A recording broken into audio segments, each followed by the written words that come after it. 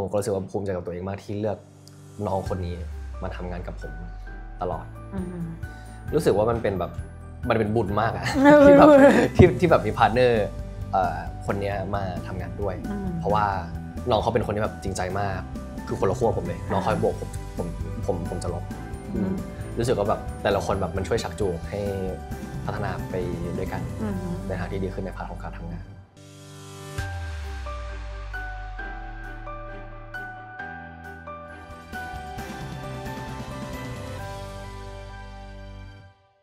30ก็น่าจะแดดดี้แล้ว30เรียกว่าแดดดี้แล้วแดดดี้30-40แดดดี้จริงป่ะ30-40โทมัสบอกว่าเป็นแดดดี้แล้วเหมือนแบบโดนกูไม่กลายเป็นแกนมาน้องบอกแบบนี้อ่ะเรามาเริ่มกันเลยเดี๋ยวจะออนตั้งแต่ที่โทมัสตอนนี้เลยบอกว่าแดดดี้เรียกโหโทมัสเอ้ยสวัสดีค่ะสวัสดีครับเวลคัมหน่อยขอจับมือหน่อยสัมภาษณ์ energy พระเอกหล่อนี่ไม่ต้อง energy มองหน้าก็รู้โทมัสขอบคุณที่มารายการแต่ยี่ทอกค่ะขอบคุณค่ะเมื่อกี้คุยกันหลังบ้านถามโทมัสว่ามีอายุในวงการไหมโทมัสบอกโทมัสคิดว่าตัวเองมีอายุในวงการไหมรู้สึกว่าตัวเองมีครับเพราะว่าจุดขายของผมคือความเป็นเด็กความแบบ youthful อย่างนี้ครับก็รู้สึกว่าถ้าเกิดว่าอายุในวงการของผมก็น่าจะอยู่สักประมาณ30ละกัน30เรียกว่า daddy แล้วแบบจะโตจากเป็นเด็กเป็น daddy แล้วครับตอนนี้โทมัสจริงๆเมื่อกี้บอกว่าตัวเองแก่หรอวะนิดนึงครับนิดนึงแต่ว่าแบบอยู่ในอายุที่แก่กำลังดีเป็นแบบเหมือนกับว่า adult teenager ครับไม่แก่นะโทมัสจริงหรอไม่แก่อายุเท่านี้ไม่แก่สะเทือนใจเลยไม่แกลนมาจริงหรอคือแบบทุกครั้งที่ผมดูในกระจกตัวเองแล้วรู้สึกว่ามันมีอะไรใหม่ๆขึ้นมาบนหน้าผมอย่างนี้ล่าสุดก็คือรอยยิ้มว้าวตรงนี้ใช่เดี๋ยวต้องทำเครื่องเนี่ยพี่เตยก็พยายามทำอยู่โอเคเวลคัมอีกทีนะคะเราคุยเรื่องอะไรวันนี้มาถึงอยากรู้ว่านี่หัวใจเป็นไงบ้างครับหัวใจตอนนี้ใช่ไหมครับรู้สึกว่าตอนนี้หัวใจอยู่นิ่งๆครับนิ่งๆใช่เพราะว่าส่วนใหญ่แล้วผมจะโฟกัสกับเรื่องงานก็เลยแบบรู้สึกว่าไม่ได้ให้เวลาให้ใครคนอื่นยกเว้นแบบงานอย่างเดียวแล้วก็เรื่องยังไงเดียเรื่องส่วนใหญ่ๆก็ในเรื่องของ personal life ผมก็คือแบบโอเคมากจะชอบใช้เวลาอยู่กับตัวเองแล้วก็รู้สึกว่าแบบมันเป็นการที่เรา progress ไปในทางที่ดีขึ้นไปในทางที่โตขึ้นแต่ว่าหัวใจเราแบบมันจะไม่สั่นไหวกับอย่างอื่นเพราะว่าเหมือนกับแบบตอนก่อนผมก็เจออะไรมาบ้างแบบทำให้ experience ของชีวิตผมแล้วก็แบบทัศนคติผมเปลี่ยนไปเยอะมากเลยครับจากเด็กอย่างนี้ก็โตขึ้นมีวุฒิภาวะมากขึ้นจุดที่โทมัสบอกพี่เตยว่าเป็นจุดเปลี่ยนที่ทำให้เราโตขึ้นแล้วมันเป็นจุดไคลแม็กซ์เราได้ไหมมันเกิดอะไรในความคิดครับจุดไคลแม็กซ์ก็อย่างเช่นตอนออกกองแล้วกันครับรู้สึกว่าการออกกองของผมมันเป็นแบบมันเป็น experience นึงที่ทำให้ผมเปลี่ยนความคิดในการทำงานแล้วก็ในการใช้ชีวิตด้วยไม่ว่าเราจะเหนื่อยขนาดไหนไม่ว่าเราจะเศร้าหรือเซ็งขนาดไหนแต่ว่า you must get the work done ไม่ว่ายังไงก็ตามคุณต้องทำให้งานของคุณสำเร็จให้ได้มันก็เลยเปลี่ยน mindset ผมว่าโอเคแบบมันอาจจะ fail ได้แต่ว่ามันก็มี take 2มันก็มี take 3มันก็แบบเก็บคนละคัดได้อย่างนี้แล้วความหมายใน success ของผมมันไม่ใช่แบบเป็นความสำเร็จหรือว่า success ที่แบบมันครอบคลุมทุกอย่างมันสามารถเป็น success ในความสุขความ fulfillment หรือว่าเป็นความสุขในฉบับที่คนอื่นชอบแต่ว่าสำหรับผมแล้วผมรู้สึกว่าตัวเองชอบดีสุดเฮ้ยสุดยอดเลยอ่ะขอบคุณครับแต่คือแบบผมเป็นคนที่แบบเป็นคนที่เอาใจใส่แล้วก็แบบรักตัวเองมากๆจนบางครั้งแล้วแบบไม่ได้คำนึงถึงความคิดของคนอื่นซึ่งตอนเด็กๆผมเป็นอย่างนั้นแล้วพอแบบได้เข้ามาทำงานได้มาเรียนรู้ว่าแบบการใช้ชีวิตคนอื่นมันเป็นยังไงผมก็รู้สึกว่าโอเคถ้าเกิดว่าการใช้ชีวิตแบบมนุษย์มันต้องพึ่งซึ่งกันและกันแบบ I need to know how to depend on others so others can depend on me ส่วนใหญ่คือตอนเด็กๆและตอนนี้ด้วยก็คือผมจะทำทุกอย่างด้วยตัวเองจะไม่ค่อยชอบให้แบบใครมาแบบมาช่วยเพราะว่ารู้สึกว่าแบบตัวเองมันทำได้ถึงตัวเองมันจะทำไม่ได้ก็เถอะแต่ว่าเชื่อว่าแบบตัวเองทำได้นะแต่สุดท้ายเราก็คือต้องการคนอื่นช่วย อะไรคือเมนไอเดียที่เราพี่เตยมองว่าคนที่จะพูดแบบนี้ได้คือต้องศึกษาภายในจิตวิญญาณตัวเองค่อนข้างมากนะ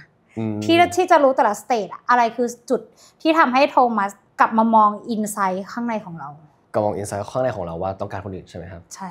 รู้สึกว่าตัวผมเองมันก็มีข้อดีและข้อไม่ดีครับ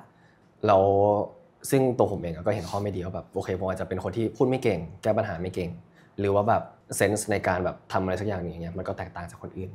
ซึ่งถ้าเกิดว่าเราได้เปิดใจแล้วก็เรียนรู้ให้คนอื่นช่วยในการใช้ชีวิตหรือดำเนินชีวิตหรือการแก้ปัญหาเงี้ยผมก็รู้สึกว่ามันน่าจะดีกว่าที่เราจะไปเรียนรู้ด้วยตัวเองเราไม่ต้องไปทำ mistake เพื่อจะเรียนรู้ก็ได้เราสามารถเรียนรู้จากคนอื่นได้เลยแบบ learn by example บทเรียนใหม่3ข้อที่โทมัสได้เรียนล่าสุดจากอายุเท่านี้ก็ได้อยากรู้บทเรียน บทเรียนตอนอายุเท่านี้อายุของเราตอนนี้ให้บทเรียนอะไรเราพี่เตยขอ3ข้อ generate ให้หน่อยได้ไหมครับบทเรียนอะไรโอ้ย generate เลยเหรอครับเป็นได้ปะเป็น Thomas AI Thomas GPT please บทเรียนที่ได้แบบที่สำคัญเลยก็คืออย่างแรกรักคนที่รักเราจริงใจกับคนอื่นไม่ว่าแบบมันจะดีหรือไม่ดีก็ตามอยากให้เรา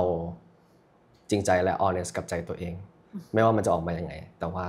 เราบอกความจริงดีสุดแล้วอย่างที่3ก็ใช้ชีวิตให้ที่สุดmake no regrets you can always make mistake but you cannot make regrets เพราะว่าเดี๋ยวจะมาเสียดายทีหลังเฮ้ยชอบพี่จะขอเจาะไป point 3ก่อนทำไมถึงเลือกที่จะบอกว่าเราจะใช้ชีวิตไปให้สุดแล้ว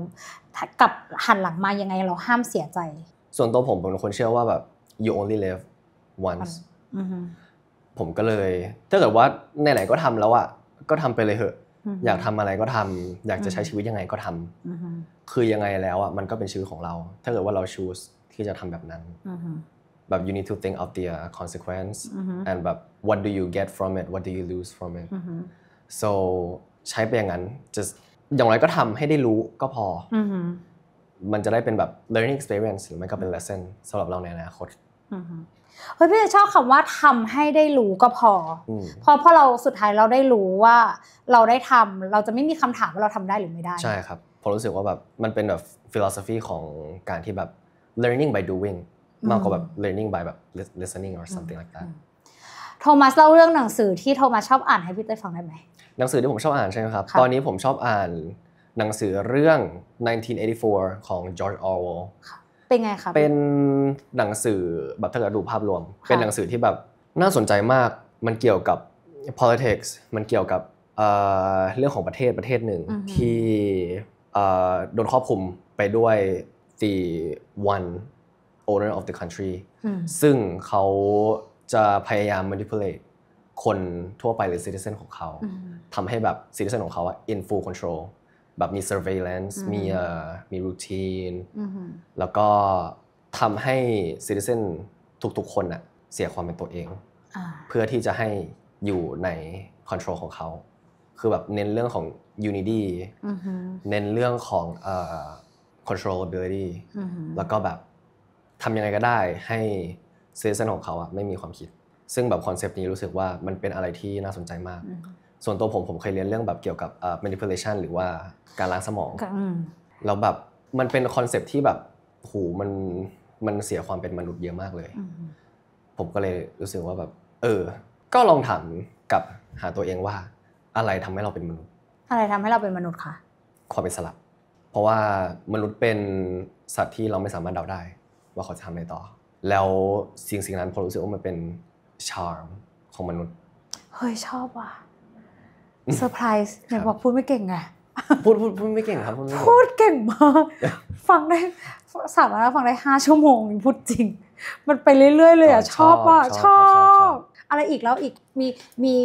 มีเรื่องอื่นๆที่โทมัสได้อ่านแล้วรู้สึกว้าวไหมเรื่องอื่นๆที่โทมัสอ่านแล้วว้าวก็เป็นหนังสือเล่มแรกของผมเลยครับเป็น Psych 101เป็นหนังสือที่รวมเกี่ยวกับคอนเซปต์ของ psychology มันเลยเป็นแบบจุดเริ่มต้นที่ทำให้ผมมาเรียน psychology ได้ก็คือแบบในนั้นก็จะมีคอนเซปต์หลายๆอย่างเลยไม่ว่าจะเป็นแบบ illusion conditioning priming หรือว่าแบบส่วนในสมองที่มันจัดการยังไงกับ behavior ของคน มันเป็นส่วนหนึ่งที่แบบมันเอาความ biology ของคนอะมาเชื่อมโยงกับ behavior ซึ่งแบบมันไม่สามารถวัดได้ว่ามันเป็นยังไงแต่ว่าเขาเอามาเชื่อมกันได้ก็เลยรู้สึกว่าแบบ it's very interesting ว่าแบบsome biological thing แบบสมองเงี้ยแบบมองเห็นด้วยตาเปล่ามันคือชิ้นส่วนภายในของมนุษย์อย่างหนึ่งซึ่งแบบเราก็ไม่รู้มันทำอะไรได้แต่จริงๆแล้วคือข้างในมันมีอะไรมากกว่านั้นมันแบบมันเป็นแค่นิวรอนแค่แบบหลายล้านตัวมายิงกันอย่างเงี้ยเราก็เห็นมันเป็นแค่ไฟฟ้าแต่ว่าทำไมมันส่งผลมาถึง behavior ของคนได้ผมเลยรู้สึกว่าแบบมันต้องมีอะไรสักอย่างที่แบบคำตอบมันคือมันมีอะไรครับคำตอบควรมีอะไรจริงๆผมก็ไม่รู้เหมือนกัน ตอนนี้เขาก็ยังสรุปไม่ได้ว่าเฮ้ยมันเกิดอะไรขึ้นแต่ว่ารู้ว่าส่วนหนึ่งของสมองมัน responsible for behavior ส่วนหนึ่งของคนอย่างเช่นPFC หรือ prefrontal cortex คือเป็นส่วนข้างหน้าสุดของสมองจะ responsible ในการควบคุมอารมณ์ถ้าเกิดว่าส่วนนั้นหายไปอย่างเช่นในเคสของ Phoenix Gage อันนี้เคสดังมากที่เป็นคนทำงานแล้วโดนเสามาแบบแทงทะลุจากนี่ขึ้นไปถึงสมองข้างหน้าตอนก่อนเขา Phoenix Gage เป็นคนที่แบบดูเงียบเรียบร้อยแบบเป็นคนธรรมดาเลยแต่พอโดนนี้เข้าไปเขาเปลี่ยนเป็นอีกคนนึงเลยเขาเป็นคนที่ aggressive มากขึ้นรุนแรงมากขึ้นแล้ว control อารมณ์และร่างกายตัวเองไม่อยู่มันเลยแบบทำให้เกิด case study ว่าสมองเนี่ยส่วนหนึ่งของสมองเนี่ยมัน responsible กับ behavior อย่างนี้นะมีพี่อยากรู้ว่ามีคำหนึ่งที่พี่เตยฟังตอนแรกพี่ชอบมากเลยมนุษย์แปลว่าอิสระอะไรคือคำจำกัดความของคำว่ามนุษย์แปลว่าอิสระที่โทมัสมองคำว่าอิสระของความเป็นมนุษย์คืออะไรอิสระของความเป็นมนุษย์คืออะไรรู้สึกว่าอิสระคือการที่เราสามารถทำอะไรก็ได้โดยมีหรือไม่มีข้อจำกัดแต่ว่าก็ต้องมีกฎเกณฑ์ที่อยู่ข้างในนั้นส่วนตัวผมก็คือผมก็จะ hold value ว่าทำอะไรก็ได้ที่ไม่ลำบากคนอื่นหรือเดือดร้อนคนอื่นชอบมากทำไมเป็นคนที่แบบมีความฝันอยากเป็นครูบ้างไหมไม่ครับนี่พี่เตยว่าถ้าเข้าไปครูเลคเชอร์นักศึกษาน่าจะแบบคือเมื่อกี้เหมือนโดนหลุดไปแบบอันนี้เป็นคนที่พี่เตยถนัดอาร์ตมากๆอาร์ตจ๋าๆเลยจบมาก็อาร์ตแต่เมื่อกี้อยู่ดึงพี่เข้าไปในโลกที่แบบเห็นเป็นภาพปุ๊บเราเห็นเป็นแบบไอเดียชอบมากถ้าให้พูดถึงเรามาคุยพาร์ทอารมณ์กันบ้างแล้วกันอารมณ์อะไรในตัวโทมัสที่โทมัสรู้สึกกลัวที่สุดถ้ามันปรากฏขึ้นมาครับอารมณ์อะไรที่รู้สึกกลัวที่สุดครับถ้าเกิดมันปรากฏขึ้นมาน่าจะเป็นอารมณ์ที่ผมไม่ค่อยได้เจอเท่าไหร่น่าจะเป็นมวลอารมณ์ของความกลัวมีความกลัวบ้างไหมในชีวิตก็มีบ้างครับแต่ว่าไม่บ่อยเท่าอารมณ์อย่างอื่นมันก็เลยทำให้ผมระแวงว่าแบบถ้ากลัวขึ้นมาแล้วมันจะเป็นยังไงมันจะทำอะไรขึ้นแล้วคือแบบบวกด้วยความที่ผมมีความแพนิคด้วยมีความลกๆอย่างนี้ก็มันจะเพิ่มพูนความกลัวมากขึ้นไปอีกไม่รู้ว่าแบบตัวเองมันจะทำยังไงไม่รู้มันจะเกิดอะไรขึ้นถ้าเราเป็นอย่างนี้แล้วเราก็ไม่ได้หาหรือไม่ได้คิดวิธีที่จะแก้ความกลัวนั้นมากขนาดนั้นครับอย่างเช่นแบบเศร้าอย่างนี้ก็แบบร้องไห้ไปหาเพื่อนแต่ว่ากลัวผมไม่รู้จัดการยังไงส่วนใหญ่จะเป็นตอนที่อยู่คนเดียวครับตอนที่แบบเราคิดมากที่สุดแล้วก็vulnerable มากที่สุดครับแล้วส่วนใหญ่กลัวเรื่องอะไรถ้าเราจะต้องเจอความกลัวจริงแล้วส่วนใหญ่มันจะเป็นเรื่องอะไรครับกลัวเรื่องอะไรส่วนใหญ่ก็จะเป็นกลัวที่เรื่องที่ยังไม่เกิดขึ้นโอเคเหมือนกับว่าเราแบบ assume the worst case scenario ไปแล้วอย่างเช่นแบบสมมติว่าวันนี้แบบเราทำงานดีมากเลยแต่มีคนบอกว่ามึงมีข่าวไม่ดีมาว่ะไม่รู้ว่ามันจะเป็นยังไงแต่ว่าแบบขอให้มึงทำใจไว้ก่อนเริ่มกลัวแล้วอันนี้ก็น่ากลัวนะอันนี้เริ่มกลัวแล้วอันนี้ต้องกลัวดิใช่ว่าแบบอนาคตเราจะเป็นยังไงเราไม่รู้เลยเพราะว่าแบบการใช้ชีวิตหรือการเป็นอยู่ของเราคือแบบติดกับงานมากถ้าเกิดว่าสิ่งนี้หายไปเราไม่รู้เราจะใช้ชีวิตยังไงมันเลยแบบทำให้ผมระแวงกลัวแล้วไม่รู้ว่าจะไปไหนต่อเหมือนกับว่าตัวเองแบบ lost ไปแล้วโดยที่แบบมันยังไม่เกิดขึ้น หาคำตอบได้ไหมว่าเราจะเลิกกลัวพวกนี้ยังไงถ้าคิดว่าถ้าเรานั่งหาเองจริงๆมีช่วงหนึ่งที่แบบผมหานานมากเลยหาคำตอบนานมากว่าจะจัดการกับความกลัวยังไงหรือว่าจะจัดการกับเรื่องนี้ยังไงมันเป็นเรื่องที่แบบจัดการไม่ได้ผมก็เลยช่างมันjust screw it just forget about it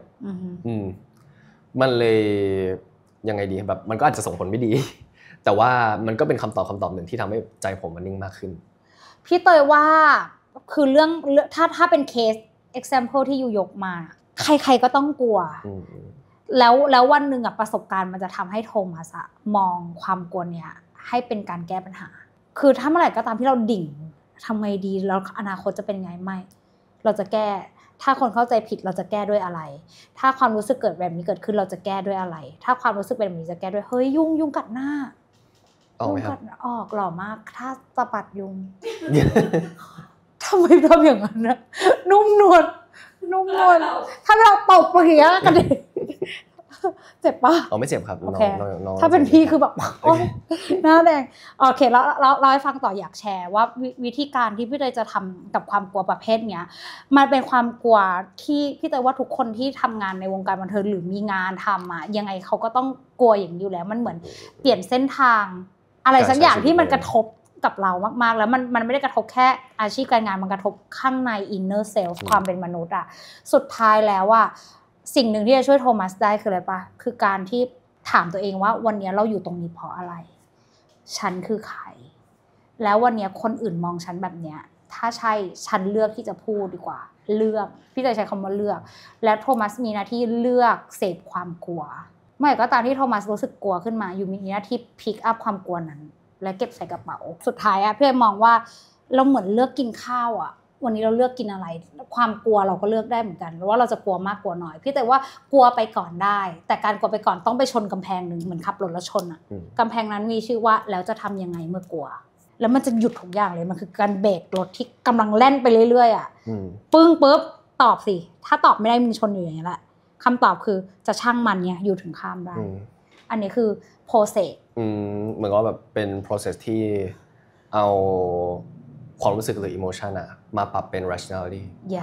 ใช่แล้วมันจะทำให้เราเก็ตความรู้สึกเราว่าจริงๆความรู้สึกเราจับต้องได้มันไม่ได้ฟุ้งและน่ากลัวอย่างที่เราคิดพอพี่เตยเข้าใจความกลัวนั้นมันทำให้แตะคำว่า panic attack ได้มันเลยบอกว่าเราเช็คสั่นๆรู้สึกจะเป็น panic เพราะมันเป็นความกลัวที่ uncontrol คือเราไม่รู้เลยว่ากี่หมื่นกี่พันเสียงจะพุ่งเข้ามาหาเราแล้วจะเข้าใจเราผิดอีกกี่ร้อยกี่พัน no เข้าใจผิดแล้วยังไงต่อหาคำตอบมันถึงจะดีโอเคเราไปต่อ move forward ถ้าวันนี้พี่ได้ถามว่าฤดูกาลในหัวใจของโทมัสอยู่ในฤดูกาลอะไรจะตอบว่าฤดูกาลอะไรครับฤดูกาลเหรอครับเอาเป็น summer ละกัน summer อยู่กลางปีเพราะว่ารู้สึกว่าทุกอย่างไปได้ด้วยดีแล้ว everything goes แบบ smoothly ด้วยแบบเรื่อง personal life friendship แล้วก็ work แบบครอบครัวอะไรพวกนี้ด้วยรู้สึกว่าทุกอย่างไปด้วยความราบรื่นแต่ว่ามันก็มีแบบปัญหาอยู่ระหว่างทางเหมือนกับซัมเมอร์ที่บางวันมันก็ร้อนไปหรือว่าบางวันมันก็ฝนตกเหมือนกันมันเลยแบบแต่มันก็เป็นปัญหาซึ่งแบบในชีวิตมันก็ต้องมีปัญหาอยู่แล้ว it's a natural thing it's a normal thing to do it's a normal thing to have มันก็เลยแบบมันก็ดีมันเป็นเฟสที่ผมกำลังพัฒนาตัวเองไปเรื่อยๆ slow but steady ไม่ว่าจะเจออะไรก็แบบแก้ปัญหาได้หรือว่าแบบพยายามที่จะแก้ปัญหาการทำงานก็ดีครับถึงว่าแบบบางครั้งมันก็อาจจะเหนื่อยไปแต่ว่าก็ดีก็ enjoy กับการทำงานมันเหมือนกับว่าเราได้เรียนรู้อะไรหลายๆอย่างด้วยชีวิตที่บาลานซ์สำหรับเราคือชีวิตเป็นยังไงครับบาลานซ์ของผมใช่ไหมครับเกี่ยวกับ work life balance หรอครับหรือว่าบาลานซ์เฉยๆเลยพี่เลยขอยกตัวอย่างเช่นถ้าพี่เลยพูดว่าชีวิตที่บาลานซ์ของคนอื่นอาจจะต้องบอกว่าบาลานซ์ทุกเรื่องให้มันเสมอภาคกันแต่ชีวิตบาลานซ์ในมุมมองของเตยี่มันคือการบาลานซ์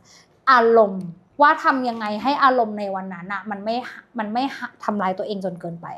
อยากรู้ว่าคำว่าบาลานซ์สำหรับโทมัสมันคืออะไรชีวิตที่บาลานซ์ของผมคือทำงานก็อยู่ในความพอประมาณไม่เหนื่อยไปไม่สบายไปยังอยากมีแบบอะไรที่กระตุ้นเราอยู่ตลอดถ้าเกิดว่าอยู่สบายไปเงี้ยเราจะไม่พัฒนาตัวเองหรือถ้าเกิดว่าเหนื่อยไปเงี้ยมันก็จะ overwork ทำให้เราแบบเสียสติได้personal life friendship ก็อยากให้ อยู่ในเลเวลที่เพื่อนๆและตัวเราค่อยๆพัฒนาซึ่งกันและกันไปต่อๆแล้วก็โดยภาพรวมแล้วบาลานซ์ของผมคือการพัฒนาพี่เตยถามความเชื่อในความรักด้วยได้ไหมได้ครับโทมัสมีมุมมองความเชื่อในความรักว่ามองความรักว่ามันเป็นยังไงครับมองความรักว่าเป็นยังไงจริงๆแล้วความรักเป็นคอนเซ็ปต์ที่ห่างไกลจากตัวผมครับโดยที่ผมแบบตอนเด็กๆอย่างเงี้ยผมเป็นคนที่ suppress ความรู้สึกตัวเองค่อนข้างมากไม่อยากโชว์ความอ่อนแอให้พ่อแม่เห็น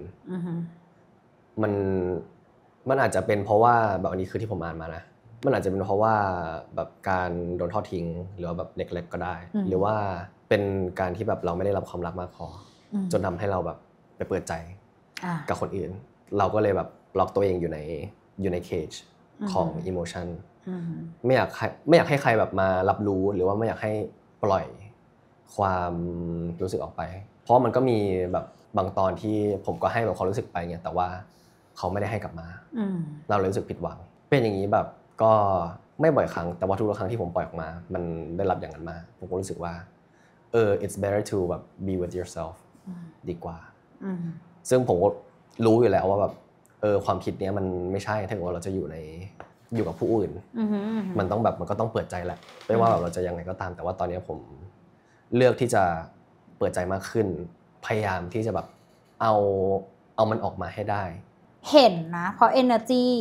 ของโทมัสอะมันคือ uplift ข้างบนมันแกนเซนเตอร์มัน strong มากมันอย่างเงี้ยแล้วเนี่ยใช่ครับซึ่งมันเป็นข้อดีในเรื่องหนึ่งคาแรคเตอร์ข้อดีของ inner self การรู้จักตัวเองความรักตัวเองทั้งหมดใช่ปะแต่พี่เตยก็จะบอกว่าจริงๆไม่ต้องรีบที่จะเค้นให้ตัวเองเป็นคนอยากจะเอาความรักออกมาก็ได้นะพี่เตยว่าด้วยคาแรคเตอร์แล้วด้วยความคิดของเราอะเราจะรู้ถึงจุดๆนึงว่าใครเหมาะสมที่จะเปิด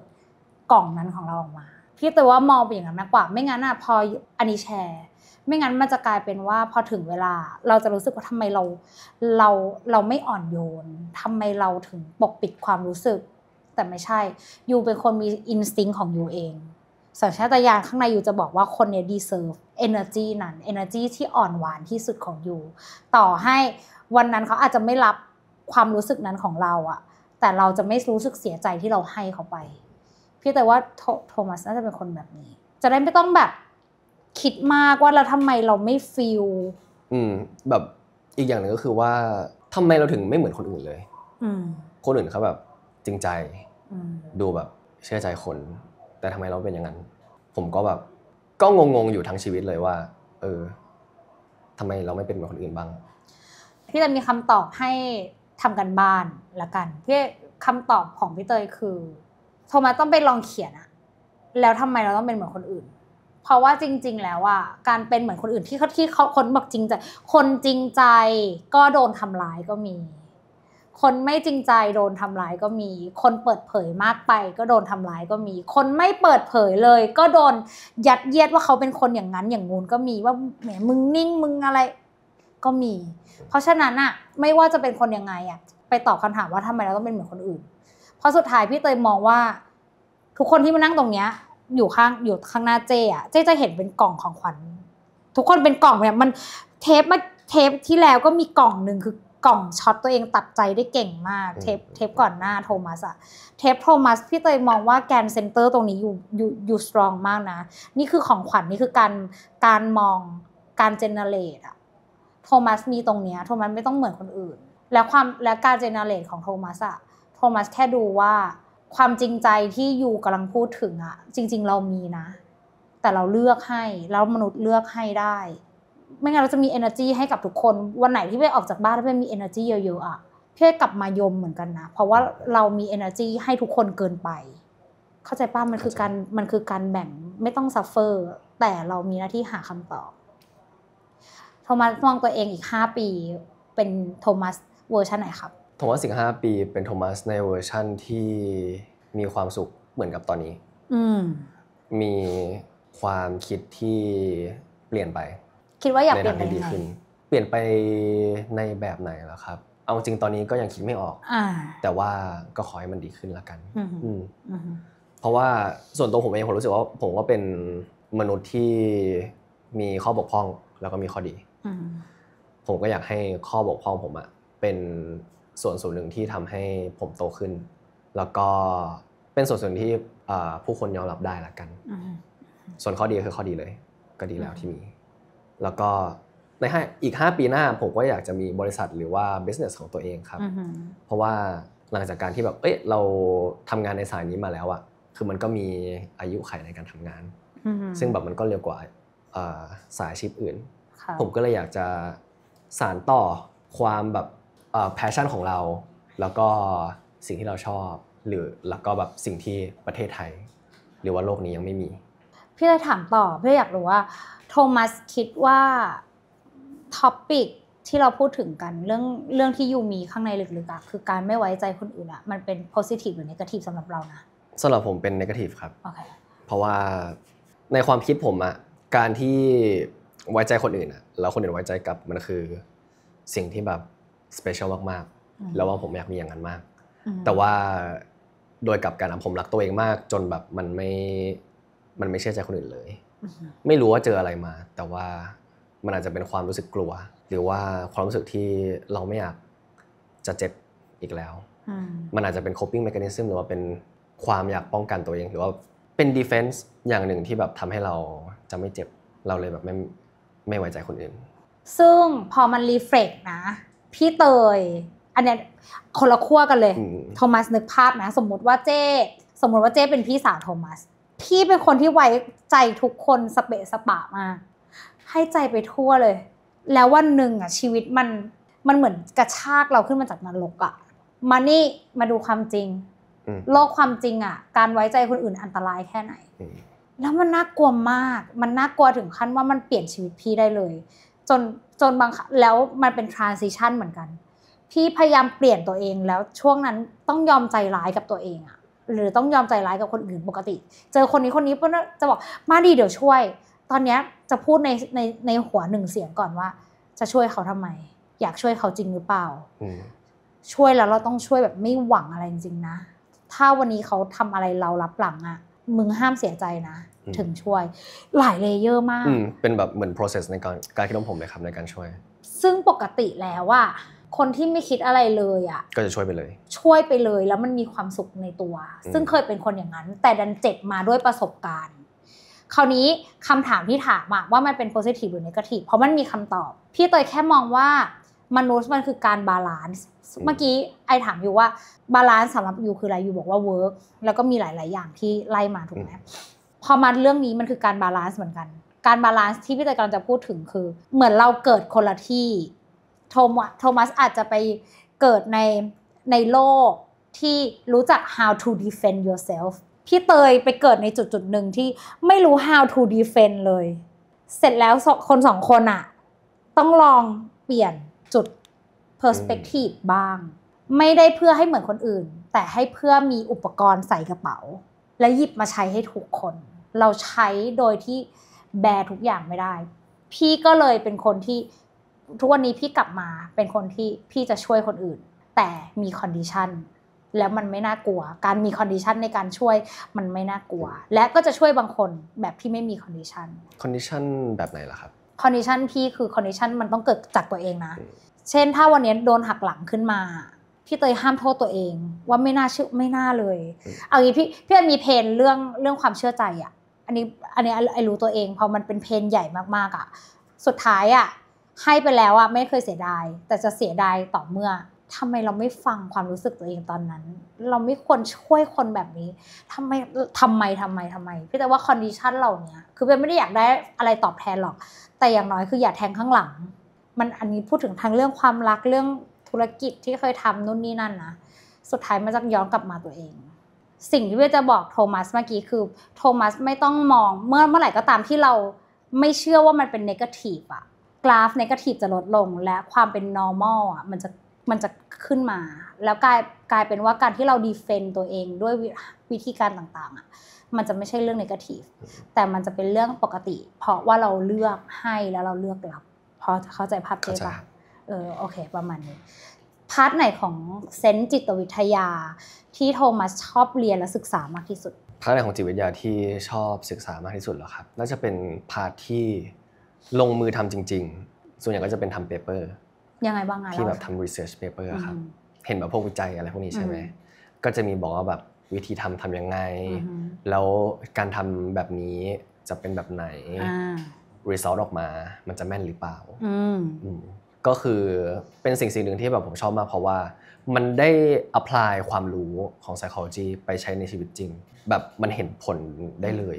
บาง hypothesis ก็มันก็ไม่ใช่แต่บาง hypothesis ที่ผมคิดมาแล้วแบบมันตรงกับ hypothesis เรามันเลยรู้สึกว่ามันมีคอนเซปต์นี้ในชีวิตจริงด้วยอย่างเช่นแบบเอาอันไหนดีเอาเป็นเรื่องของกีฬาละกันโอเคสมมุติว่าคุณเป็นนักเทนนิสแล้วคุณน่ะเสิร์ฟพลาดลูกแรกมันไม่เป็นไรใช่ไหมมันไม่เสียแต้มแต่ว่าใจเขาอะมันเสียอีโก้ไปแล้วทีเนี้ยการเล่นของเขาต่อไปอะเขาจะได้แต้มเพิ่มขึ้นหรือเปล่าหรือว่าสุดท้ายแล้วเขาจะจมอยู่อย่างนั้นจนทำให้ตัวเขาแพ้ก็แบบแอบไปทำรีเสิร์ชด้วยตัวเองมาอันนี้ไม่เกี่ยวกับงานแอบไปทำรีเสิร์ชกับตัวเองมาก็รู้สึกว่าแบบการที่เราพลาดครั้งแรก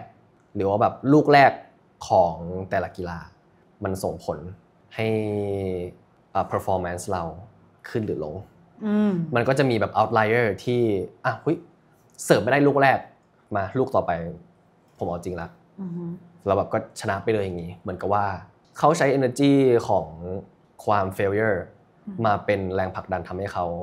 ตีดีขึ้นแล้วมันก็จะมีคนอีกแบบหนึ่งก็คือตีพลาดแล้วหน่อยแล้วพอหน่อยแล้วก็คือหน่อยทั้งเกมเลยเละเลยแล้วก็มีคนที่แบบเสิร์ฟข้ามอย่างเงี้ยแต่ว่าไม่มี improvement แล้วก็มีคนที่เสิร์ฟข้ามแล้วตีแย่ลงพอเขาชะล่าใจหรือว่าเสิร์ฟข้ามแล้วตีดีขึ้นไปเลย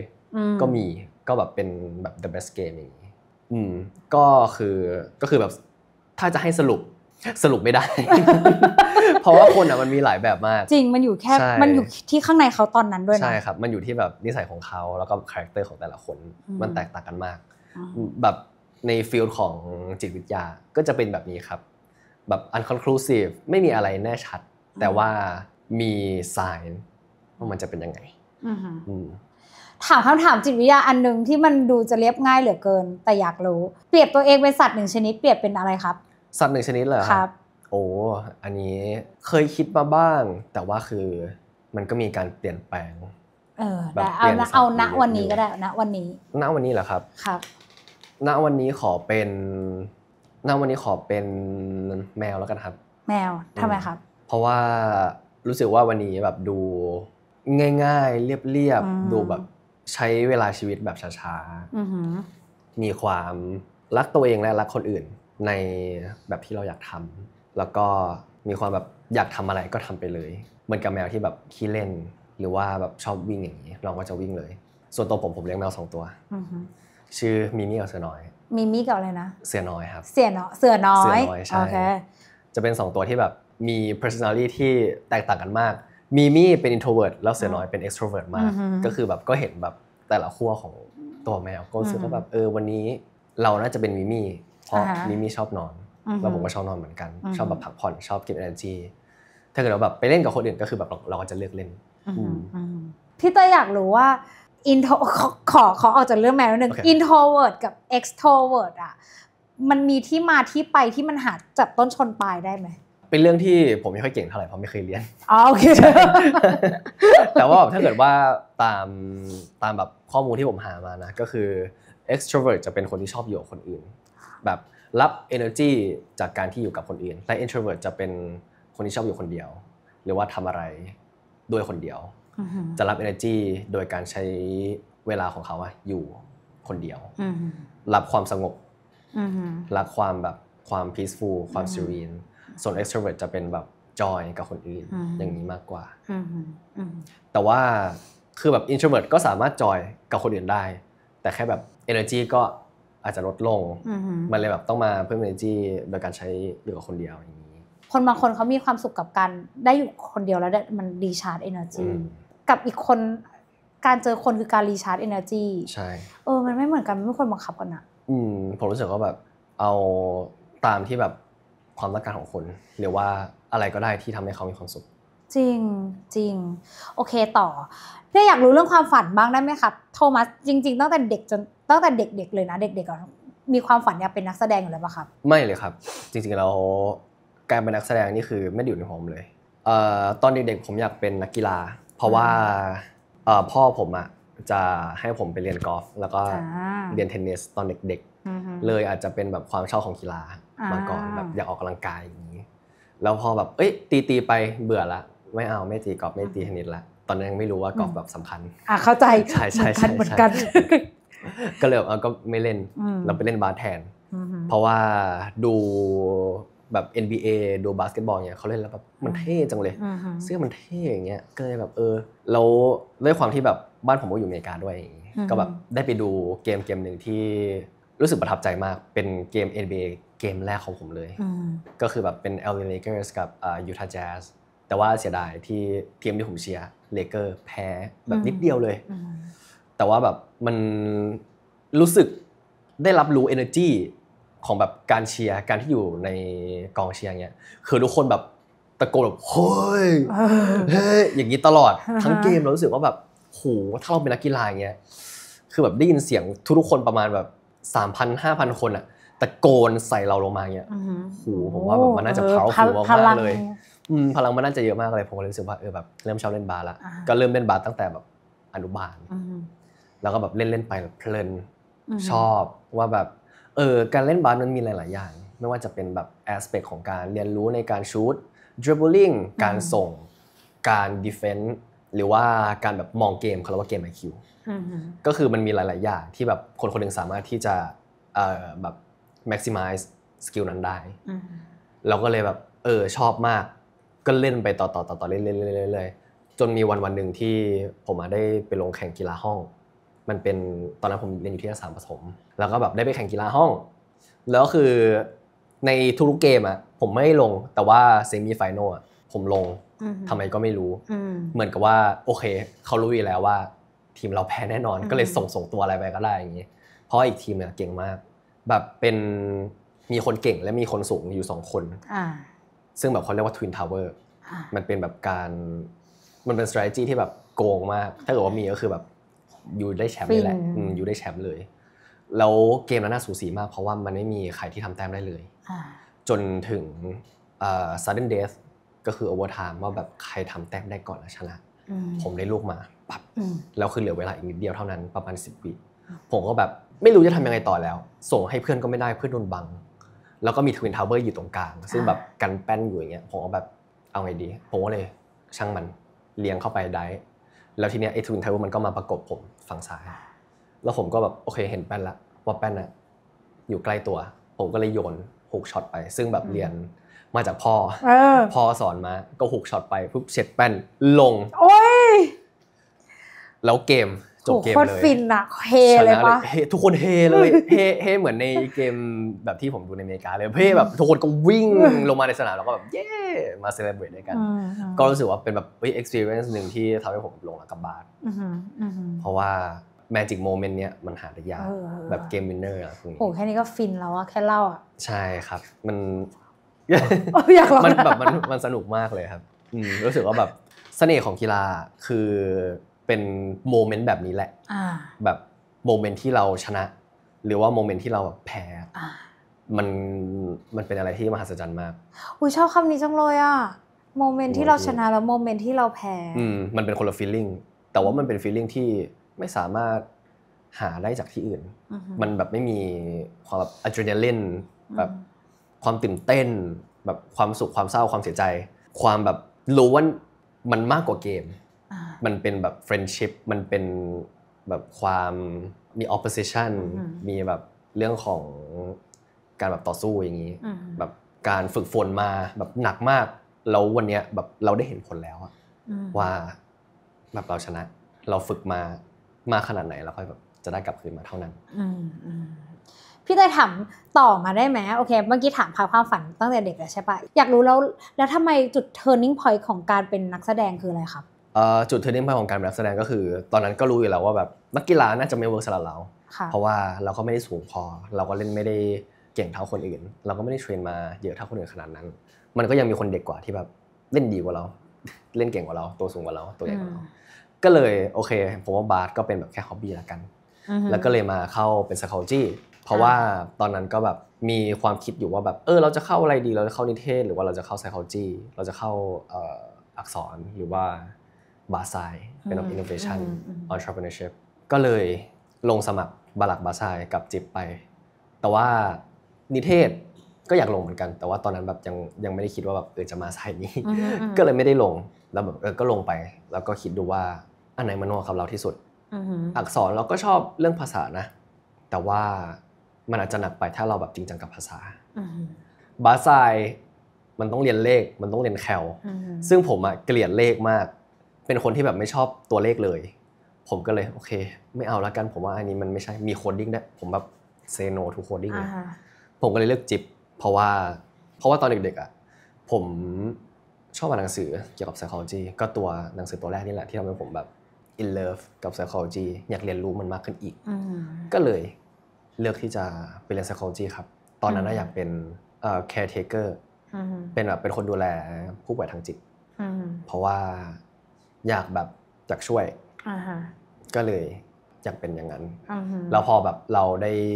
แบบเลื่อนขั้นมาก็จะแบบด็อกเตอร์อะไรพวกนี้ใช่ไหมครับก็จะมีเวลาว่างมากขึ้นมีเคสก็จะแบบน้อยลงแต่ว่าสิ่งที่เราได้กลับมามันก็จะมากขึ้นแบบพวก salary หรือว่าความช่วยเหลือก็เลยรู้สึกว่าแบบ career path นี้มันก็โอเคนะถ้าแบบเราโตไปอย่างนี้แล้วอะแล้วเราเป็นแบบ counselor หรือว่าเป็น psychiatrist ชีวิตเราก็จะสบายขึ้นเราก็จะมีเวลาว่างมากขึ้น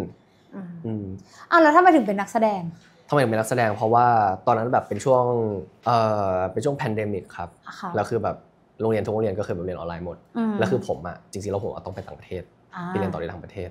แล้วคือค่าเทอมสูงมากเราตอนนั้นอ่ะธุรกิจพ่อ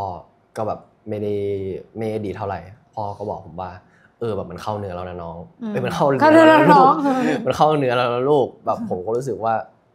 แบบถ้ามันลำบากพ่อเนี่ยผมก็แบบไม่อยากจะลำบากพ่อเลยแล้วก็แบบไม่อยากลำบากครอบครัวเพราะว่ายังไงดีคุณพ่อผมก็แบบเลี้ยงดูผมมาดีเราก็อยากให้แบบพ่อได้แบบได้ continue ใน career ของพ่อเขาต่อหรือแบบไม่ต้องแบบไม่ต้องมาเสียอะไรกับการเรียนของผมก็เลยแบบโอเคเลือกที่จะลาออกแล้วก็มาทำงานในด้านโมเดลลิ่งก่อนมาหาเงินด้วยตัวเองมาเลี้ยงด้วยตัวเองซึ่งก็ได้ไปทำงานไซโมเดลลิ่งมาประมาณ 1-2 ปีและทีนี้ผมก็เลยแบบได้โอกาสแคสต์เป็นตัวละครในซีรีส์เรื่องพี่เจตคนกลางและอย่าเล่นกับอานนท์ผมก็เลยคิดดูว่าเราจะเป็นนักแสดงจริงๆหรอพี่ๆเขาบอกว่าแบบแบบน้องแคสแบบหน้าได้ลุคได้อย่างนี้แบบทุกอย่างได้หมดเลยลองดูถ้าไม่ชอบก็ไม่เป็นไรผมก็แบบลอง acting ลองไปออกกองดูเหนื่อย อย่างแรกคือเหนื่อยแล้วคือส่วนตัวผมเป็นคนที่แบบจำบทไม่ค่อยเก่งแต่ว่าเรื่องความจำอะไม่ดีเลยสอบท่องกลภาษาไทยคือผมไม่เอาคือผมบอกครูว่าครูครับผมจำได้แค่นี้แบบมันได้แค่นี้จริงๆครูว่าโอเคไม่อะไรนะเป็นอย่างนี้มาตลอดจนแบบมาออกกองปั๊บก็คืออยู่ต้องพูดบทให้ได้อะถ้าอยู่พูดบทไม่ได้คือแบบอยู่ไม่ได้แล้วอะผมก็เลยแบบมีความคิดที่ว่าแบบห้ามเฟลนะเฟลแล้วไม่เป็นไรก็เอาใหม่แบบคือสุดท้ายแล้วอะอยู่ต้องพูดบทอันนั้นให้ได้อยู่ต้องจำให้ได้ว่ามันเกิดอะไรขึ้นแล้วพอจำบทได้แล้วแบบทำ acting ออกกองอะไรพวกเนี้ยก็รู้สึกชอบแล้วก็ชอบใน acting ชอบในการทำproduction เพราะว่าหนังที่เราดู entertainment ที่เราเสพคือมันมาจาก production หมดเลยแสงสีเสียงมุมกล้อง emotion acting มันสื่อถึง emotion แล้วคือแบบรู้สึกว่าเป็น the most real or แบบ the most raw form of showing emotion expressing emotion ก็เลยแบบชอบ acting แล้วก็แบบได้เรียนรู้มาว่าแบบก่อนที่จะมีอะไรพวกเนี้ยมันเคยมาเป็น stage play มาก่อนใช่แบบการละครเวทีนี่ยิ่งเห็นในตัวจริงอ่ะยิ่งอินโหแล้วคือแบบเห็นในจออย่างเงี้ยก็คือแบบแสงสีภาพสวยทุกอย่างสวยหมดเลยเห็นแบบอิโมชั่นเต็มๆนี่ขนาดแบบอยู่ในจอแล้วเนี่ยแล้วถ้าแบบอยู่ในชีวิตจริงอ่ะมันจะเป็นขนาดไหนแล้วยูกำลังทำเรื่องเดียวกันหรือปะยูกำลังทำเรื่องเดียวกัน การเป็นนักแสดงคือการวิเคราะห์พฤติกรรมมนุษย์หาเหตุผลอยู่กำลังทำเรื่องเดียวกันนี่คือการเรียนเหมือนกันนั่นแหละแต่เรียนคนละแบบเพราะว่าสุดท้ายการวิเคราะห์ตัวละครหนึ่งตัวมันคือการเข้าใจตั้งแต่พื้นฐานแบ็คกราวด์การเกิดทำไมพฤติกรรมอย่างนี้มันก็คือจิตวิทยาที่เตยว่านะวันนี้ถ้าไปถามว่าโทมัสภูมิใจในอะไรในตัวเองโทมัสจะตอบว่าอะไรครับถ้าเป็น big achievement แล้วก็คือการที่ได้มาเป็นนักแสดงเพราะว่าในชีวิตนี้ไม่เคยคิดว่าเราจะได้แบบขนาดนี้เลยภูมิใจในตัวเองเพราะว่าเราได้ทำอะไรในสิ่งที่เราไม่ชอบหรือว่าไม่ถนัดทำได้เห็นความสำเร็จของตัวเองถึงว่ามันจะเป็นแบบการเริ่มต้นก็เถอะแต่ว่าก็ถือว่าเป็นวินละกันการได้มีพาร์ทเนอร์ที่ดีขนาดนี้มาแบบมาร่วมทำงานกับผมด้วยผมก็รู้สึกว่าภูมิใจกับตัวเองมากที่เลือกน้องคนนี้มาทำงานกับผมตลอดรู้สึกว่ามันเป็นบุญมากอะที่แบบมีพาร์ทเนอร์คนนี้มาทำงานด้วยเพราะว่าน้องเขาเป็นคนที่แบบจริงใจมากคือคนละขั้วผมเลยน้องเขาบวกผมจะลบรู้สึกว่าแบบแต่ละคนแบบมันช่วยชักจูงให้พัฒนาไปด้วยกันในทางที่ดีขึ้นในพาร์ทของการทำงานซึ่งน้องคนนั้นก็คือเดี๋ยวเราก็จะเชิญมาใช่ไหมแล้วเฮ้ยแต่ขอพูดหน่อยก่อนจบรายการเพื่อจะบอกว่าเซอร์ไพรส์มากที่วันนี้เรามาดีฟทอล์กในเวอร์ชั่นแบบเหมือนได้แงะข้างในลึกๆๆๆๆอ่ะคือมันเซอร์ไพรส์กับพี่เพราะว่าสิ่งในหัวที่พี่เตรียมคำถามมาที่จะมาสัมภาษณ์โทมัสอะจริงๆอ่ะมันจะเป็นเชิงสัมภาษณ์อีกแบบนึงค่อนข้างจะแบบฉูดฉาดบันเทิงหน่อยอะไรอย่างเงี้ยอันนี้เป็นสีนั้นแต่เฉดวันนี้ที่ได้รับอ่ะมันอบอุ่นนะพี่เตยอยากฝากสุดท้ายว่าอย่าตกใจกับสิ่งที่ตัวเองมีแล้วมันไม่เหมือนคนอื่นอย่าตกใจกับมันทำความเข้าใจแล้วเก็บมันไว้ในกล่องดีๆแล้วสิ่งที่คนอื่นมีอ่ะแค่เลือกว่าเราอยากมีอะไรไม่ต้องมีเหมือนเขาหมดมันเลยมีหยินหยางไงมันเลยมีขาวแล้วมันมีดำบางวันเราเป็นดำบางวันเราเป็นขาวมันเป็นเรื่องปกติของมนุษย์เรามีหน้าที่ทำความเข้าใจแล้วอบกอดจิตวิญญาณตัวเองสุดท้ายแล้ววันนี้ขอบคุณมากค่ะขอบคุณค่ะกอดที่ขอบคุณค่ะ